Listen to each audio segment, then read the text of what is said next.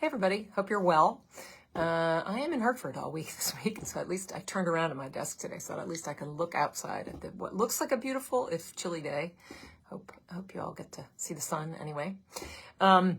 We are still in the midst of busy committee work.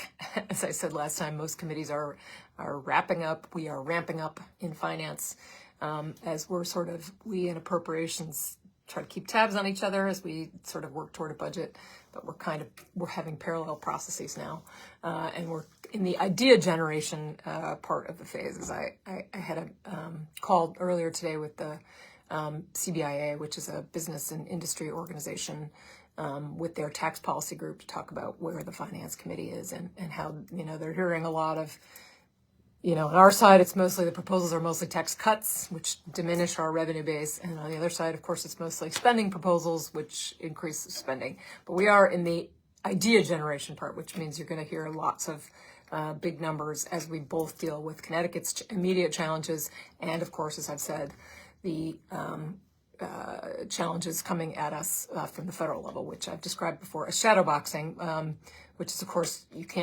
we don't know what they are yet, so you don't want to craft a specific budget aimed at it. However, we do want to set up structure that enables us to be nimble and to have the resources to react, possibly when we're not in session. And so that's definitely part of the structuring of the budget this year, to figure out how to set things up so that we're prepared in the future, and especially for the legislature to play the role that it should play. And it does play in Connecticut in the budget drafting process. So that's, we have a bunch of ideas for, something that could help small businesses, something that will help renters, some that will help new homeowners, and we'll see what we can get done as we add up all the numbers. I wanted to also highlight, I went to an event last week welcoming the new, as of May 1st, superintendent to Region 20, Dr. Jeffrey Villar.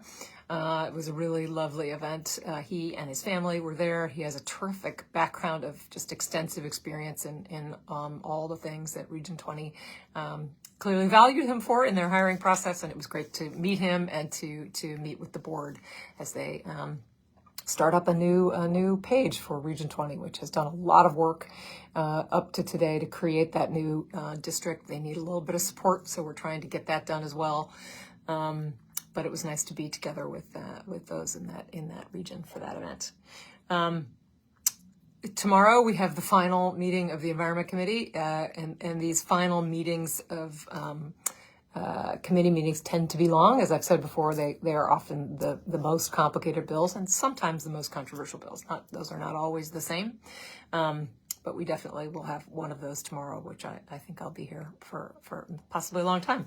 And then I thought, just as a little atmospheric share with you, I need to probably have less paper in my life, but this is the folder that I now carry around, which is getting a little heavy, because it has things like, background and research on the bills in finance, details from the public hearing, testimony from public hearings, the status in terms of who's working on what bills, what the drafts are, who's got the, when we expect the next draft, research, of course, and then various constituent issues which aren't related to the Finance Committee. And I tend to carry this with me all the time, and I probably should move it more offline or online onto. I have some things online, but I still like to mark things up with highlighters and colored pens, so I'll learn to get off that one of these days, but that's where I am.